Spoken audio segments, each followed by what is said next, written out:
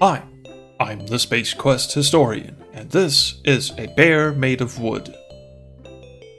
Today we are back with another YouTube Roundtable video. Now this one has been in the works for a while, but let's not get into the whys or the whos or the hows or, again, whose fault it might be. Let's just get straight on into the topic of this video. As you all know, YouTube Roundtable is where I and some of my like-minded friends who also do YouTube videos about adventure games sit around and riff on a topic that we find interesting. And this topic for this video is this adventure game KRYPTONITE. Now what do we mean by adventure game KRYPTONITE? Well, it's one of those things like when you're playing an adventure game and you come across something in that game that pisses you off.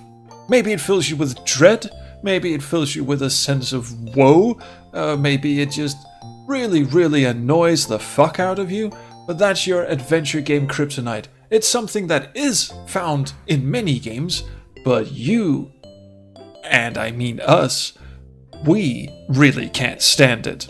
So I have invited 3 co-conspirators to riff on this topic, and first we have Ikifoo with a piece of sound advice for aspiring and established game developers on how to piss him off.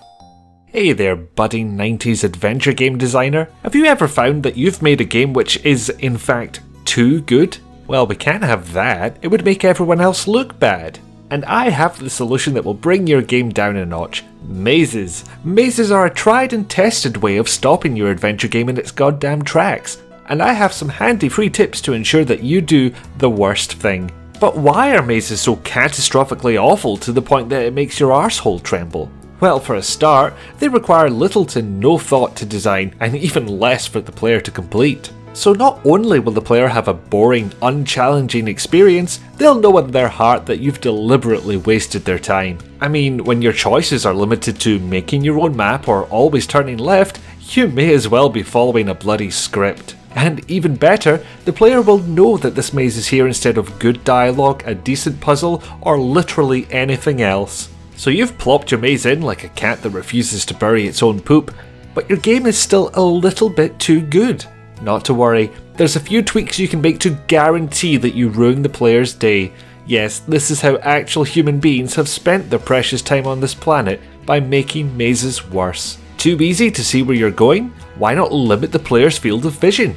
Darkness is a cheap and simple way of pulling this off. After all, what adventure game character has the time and resources to light an entire maze? Don't worry about that though, there's no way an adventure game protagonist's noodle arms could possibly climb over a maze wall, so just pretend it's lit from above and no one will give it a second thought. If your game is played from a first person perspective, congratulations, the hard work is already done. And if you want to twist the knife just a little bit further, be sure to leave a map to the maze somewhere else in the game, so that the only possible way your average 90s gamer can get a copy of that map is by either using a pen and paper or a Polaroid camera and a microscope. But maybe first person view or ocular restriction isn't an option. Have no fear, there's yet more fuckery you can inflict on your hapless paying customers. Simply place multiple doors into your maze and make their exit points seem completely random. After all, if your player has never been to this maze before, who are they to tell you where a door should or shouldn't lead?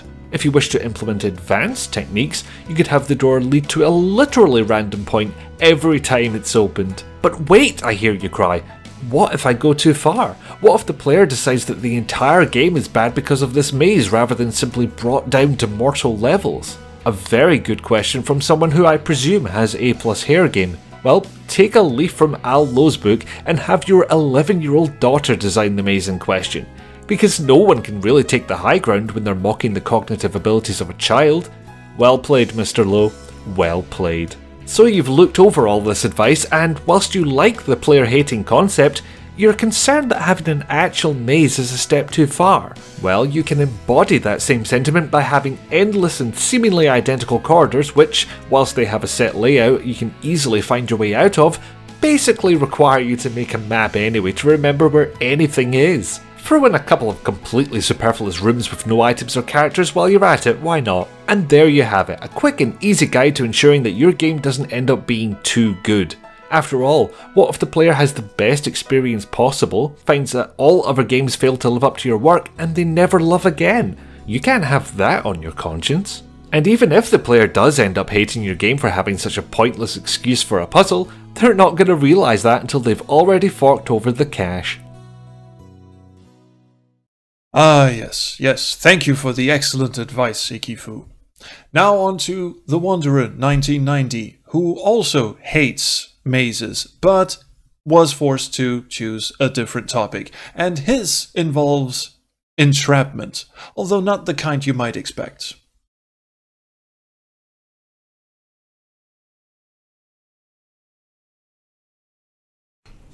Hey, how's it going everyone? The Wanderer here, and welcome to my corner of the Roundtable video.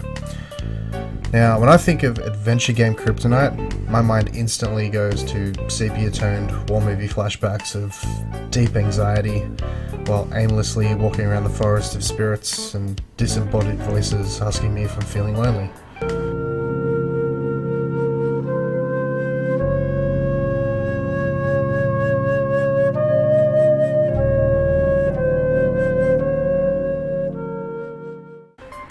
But, as our good friend Ikifoo's already got those god-awful mazes covered, I'm going to talk about something just as, if not more, brutal. A little thing I like to call item entrapment. Okay, picture this. Let's just say you've got your hands on a copy of an awesome game that you've been waiting for.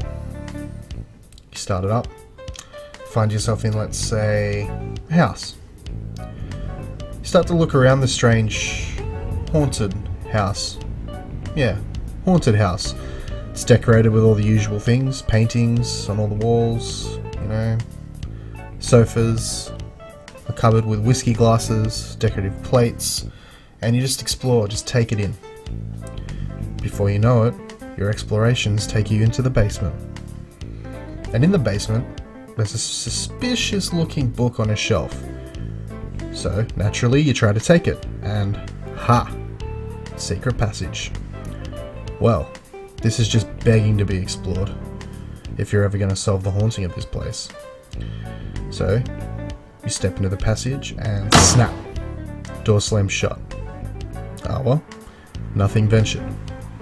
So, you sink hours into the story, slowly work to solve the mysterious haunting of your character's new house, which leads you to an underground crypt.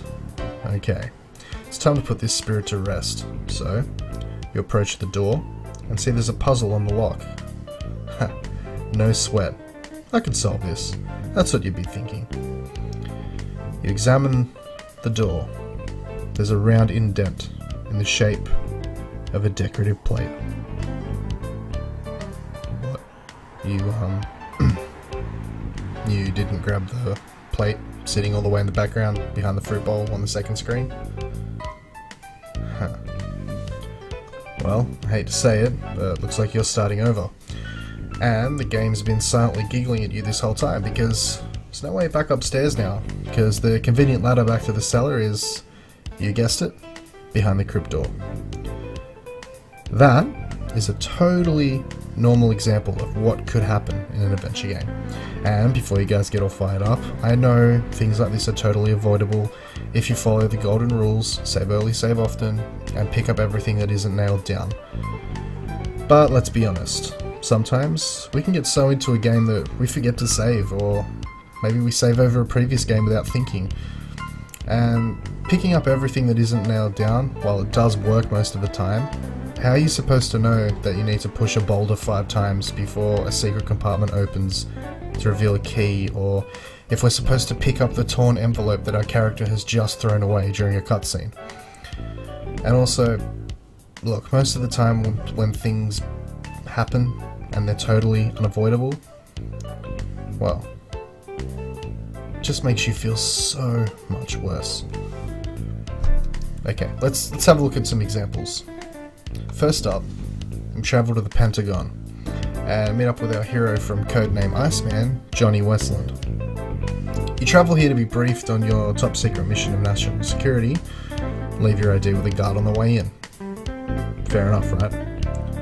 Well, you receive your briefing, and you're all set to leave, to depart to Pearl Harbor. So you better grab that ID on the way out.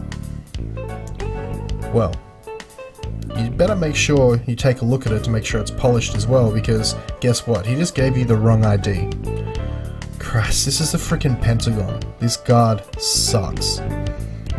And it's so easy not to notice, you know, preoccupied with saving the world and all that. And you know what happens if you simply trust this government employee to be competent?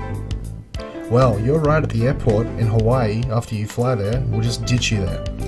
And you're either going to have to reload or restart. Such a dick move. What's worse than this though, over in the Kingdom of Daventry in King's Quest IV, The Perils of Rosella, we can see here that Rosella is in some peril on an island, and unbeknownst to her, or anyone really, there's a bridle inside this wrecked boat. It's not visible, nor hinted at, and can really only be found by actively looking for it. And she's gonna need this item, this bridle, to ride a freaking unicorn later. Oh, and guess what? There's no way to return to the island after you leave. And just for the trifecta, we'll head on down to Brooklyn, take on the role of Jared Wilson from Gold Rush, where you get word that you need to pack up and travel to Sacramento, find your mysterious brother, hopefully strike it rich and start a new life. But first, let's take a walk down memory lane, look at some good old-fashioned family photos. Okay, so you're all nostalgic now, and naturally, you've sold your house in order to get underway because why wait, right? Well, chances being what they are, that you missed that wholesome family picture that you could take from the album, and weren't prompted to. This renders a near-end game, very late game to near-end game puzzle, absolutely unwinnable.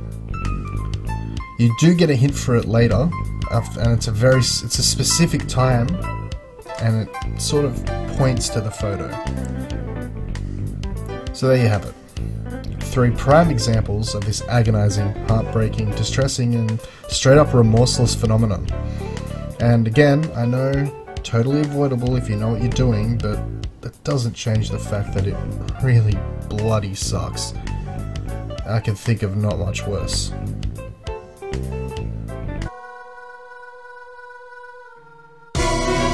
Feeling lonely. Ugh.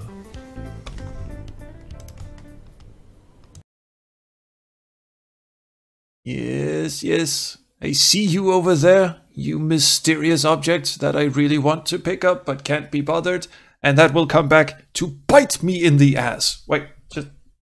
what are you doing down there? Just get off my ass, please. Next up, we have our resident streamer Papaya Chemist to expound upon something that she finds really, really awful about some adventure games she's played.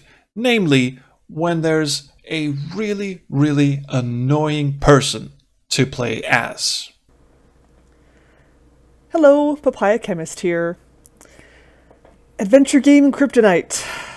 In our discussion of this subject, we came up with a lot of examples of things we hated, and most of them were specific types of puzzles. Now, there's nothing wrong with that. I, for one, am in favor of the death penalty for anyone who puts a sliding tile puzzle into their game.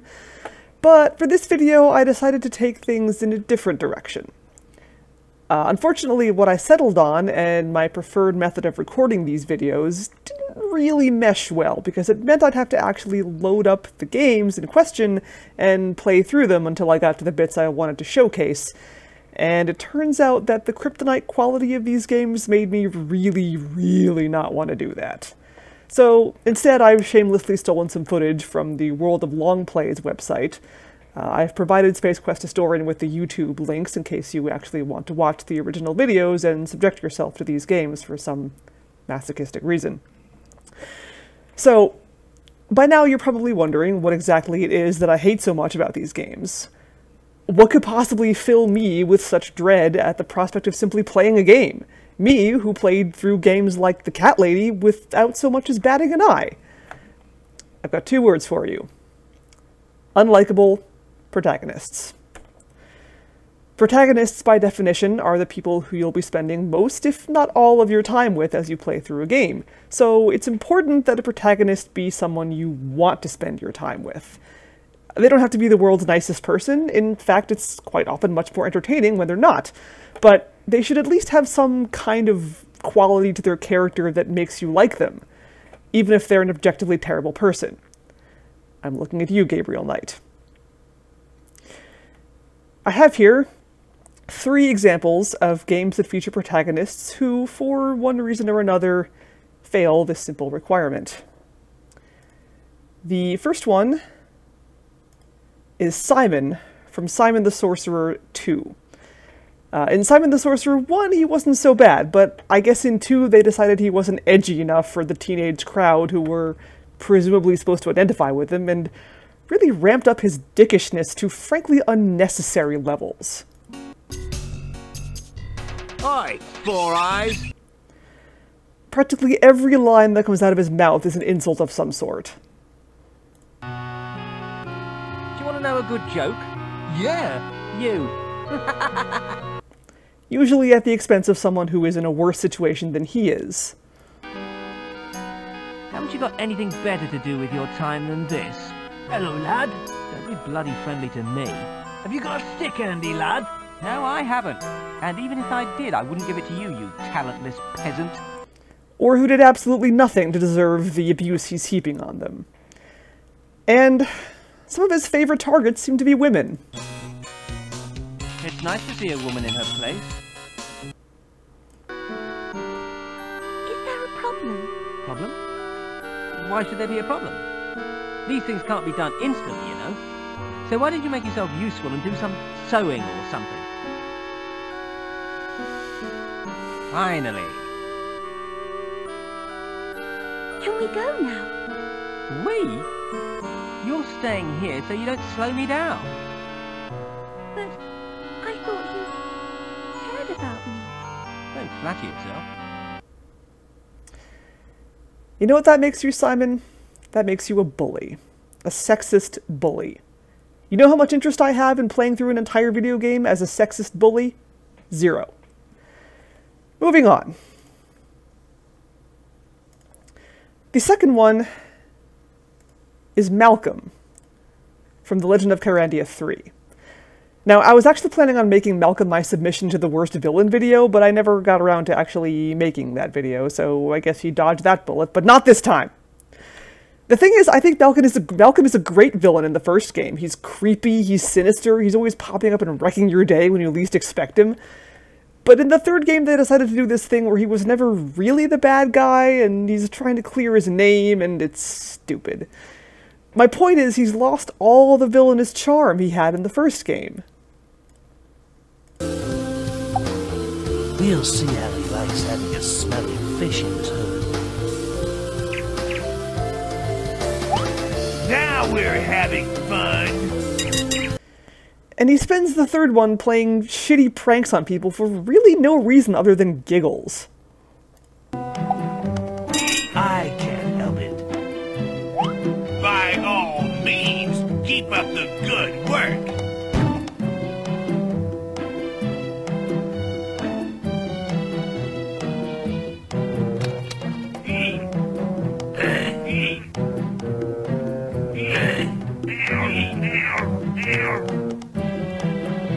Now this is fun. Which I guess is actually pretty consistent with the way he acted in the first game, but then why are we even playing as him?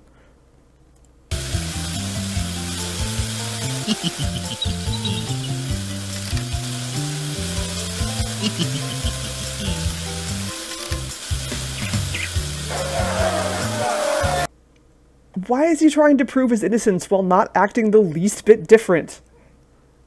Let's liven this class up a little.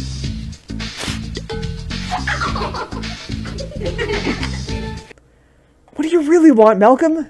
Make up your mind!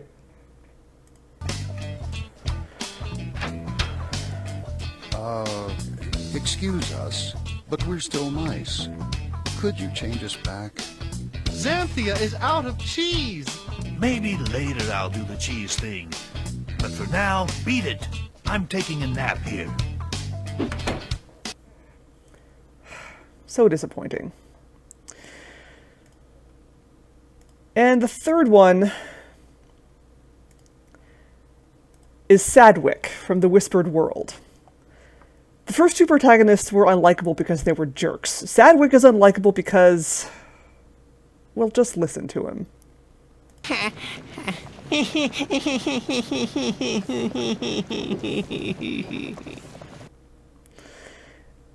It's one thing to play an underdog character.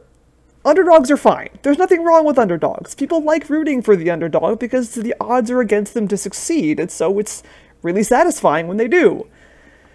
But it gets real hard to empathize with the underdog when he spends every waking minute feeling sorry for himself and waxing poetic about how unfair life is.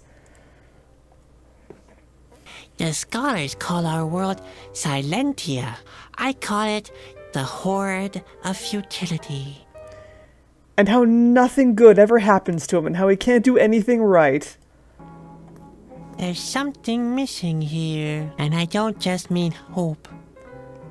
Over and over and over again. I've come such a long way, and now I'm going to die. Slumped in front of this gate. Fate is probably sitting on its front porch, sipping cocoa, looking down on me and laughing. He takes every possible opportunity to haul out some tortured metaphor about his futile existence. No, it won't move. Pretty much like everything else in my life. Sometimes my whole life seems like a locked door. The mouse hole is dark and empty, very much like my future. It gets old. It won't get repaired by my whining, but it won't hurt either, so... Oh, no.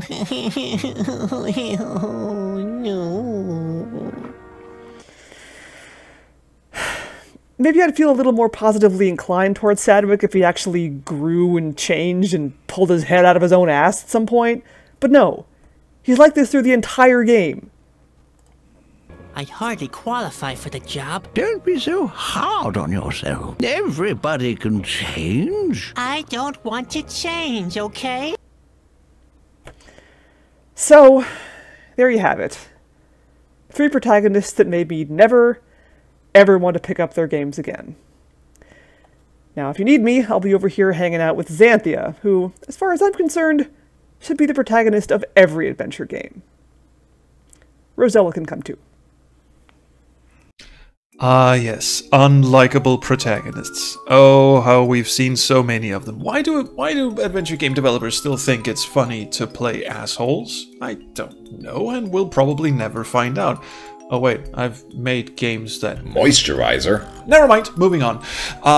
What we should now do is maybe put this to bed, but not before I have a chance to tell you my kryptonite. Now, I could easily have chosen mazes, but Ikifoo already did that. I could easily have said picking up items that you didn't know you needed later on, and if you didn't pick them up, then it turns out you should have picked it up anyway. But the Wanderer already picked that one, and had a nice, concise description of it. I could even have picked unlikely protagonists, but Papaya Chemist kinda got in there before me. Now, you know what really pissed me off about adventure games? Logic puzzles. No! The diamond must indicate the location of the P333 implant. I have to move the kamikaze implant into one of the blood vessels where it will appear as a blue cross. Then, I have to navigate it until it reaches the implant and neutralize. Fuck you, I'm not playing this game. 911, bye. I'd neutralize the logic puzzles. Now, we are getting into very subjective territory here, but whenever the usual bread and butter, tried and true point and click affair of walking around, picking up shit, and then shoving it in people's faces so they'll, progress the plot for you, when they sort of take a little sharpish detour into logic puzzle territory, and by logic puzzle I mean anything that the seventh guest would have been proud of. Something like, well, all of these chess pieces have to move to this other side. First of all, I think Gemini is anchoring for some chess. No, you can't make me. Right. You're not gonna do this one? No. All right. Once is enough. That's fair. That's absolutely fair. Or you have to sort of piece this mirror together, but you can't lift any of the pieces because fuck you. Or even the good old sliding tile puzzle. Oh god, it's a sliding tile puzzle! Are you absolutely fucking kidding me? Oh, testing my patience you are. Yes, son of a poop monster. Absolutely agree there, Papaya Chemist. That just screams either padding or just a real sadistic intent on the developer's side, like a really sadistic mean streak. Now, actually, Ben Chandler and Richard Cobbett had a very nice discussion about this topic on Twitter, not just last week, I believe. Not too good with time either, but they were talking about injecting logic puzzles into adventure games, and the argument was made that if it serves the plot, and if it actually makes sense plot-wise, then you could excuse a logic puzzle. The trouble is, if you pick up a game like Myst or The Seventh Guest, you expect there to be puzzles in it of the logic variety because they are puzzle games. What you don't expect is to have to piece together a broken coffee mug from a dizzying amount of angles because an irate cop dropped it on the floor and it might become useful later. That's weird puzzle design. Now, if you have the need, like the heartfelt need to inject logic puzzles into an adventure game, there had better be a good goddamn reason for it to be there. And no, Still Life making a lock-picking puzzle that takes 45 minutes to an hour to beat even with a walkthrough, that does not count, you sadistic fuck. Oh my god, that game took forever. Basically, if you want to put a logic puzzle in there, please at least try to make it seem like it has something to do with the plot. Now, the Tex Murphy games, favorites of mine that they are, they started doing this horseshit around the Pandora Directive, and they've been doing it ever since. Overseer, Tesla Effect, probably even the new Poison Pond game that's coming out later this year. Hello. They did this thing where every once in a while they'd have a logic puzzle to sort of break up the monotony, and the monotony in this case being following a very interesting plot unfold before you. What happens is you take the key, you unlock. Well, Matt gave me the key to open this the cop happens, lock, but he didn't tell me how to deactivate it. Oh well, I'll just have to figure it out. Instead of going back and, you know, just asking him how to turn it off, we have, ladies and gentlemen, the first logic puzzle in the game. Now, I don't know about you, but logic puzzles can go fuck themselves. So, what happens is, you go into the hit system, it gives you a cheat code for bypassing the puzzle, and it will reduce your score by 100 points. I give no shits. 3, 5, 6. There we fucking go. And then the cock block just dropped, and all of a sudden you're ferrying across tiny electrons from one bit of a very complicated lock to another. Now, in Pandora Directive, they did actually do a very good job of integrating some of the logic puzzles in the plot itself, and that being that Thomas Malloy, the person you're tracking down, actually has an affinity for puzzle boxes, so of course there had to be puzzles on the boxes. I get that. I'm not entirely sure how a sliding tile puzzle unlocks a secret passage in the Den Tesla Effect, so kind of missed the mark on that one. And by the way, 11th hour, just out of curiosity, where do you get off starting a puzzle in unwinnable states? I mean, that is just dickish. Come on.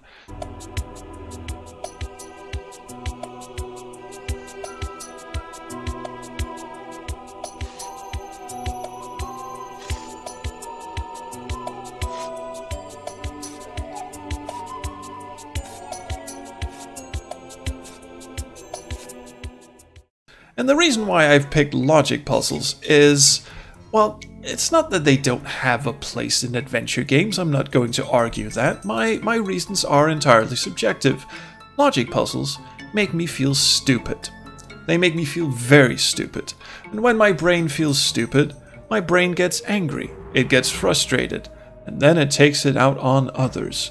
And I would assume that people who've watched my videos or even been to my live streams have noticed that whenever a logic puzzle rears its head, my reaction is usually one of frustration and anger and a real need to be able to skip the puzzle entirely and look for a way around it, perhaps even not do it at all. And thank fuck the Tex Murphy games have cheat codes to bypass the logic puzzles. Very well done. Thank you. Now, usually I'm pretty okay with standard lateral thinking exercises, which is what I would call, you know, the bread and butter of point-and-click adventure games. You walk around, you pick shit up, you show shit to people. If a dude is blocking your way, you find out his weakness through a dialogue tree. Then you go find that weakness, and then you dangle it in front of him until he sidesteps and lets you pass. That's lateral thinking. Identify problem, find solution, dangle solution, apply solution, and proceed. I like that. I don't like stopping dead in my tracks and being unable to proceed, not because I couldn't work out what the problem was, but because the actual act of working out the problem takes so fucking long and has so much trial and error associated with it that I just toss the game box across the room and then fling myself out a window, naked and screaming.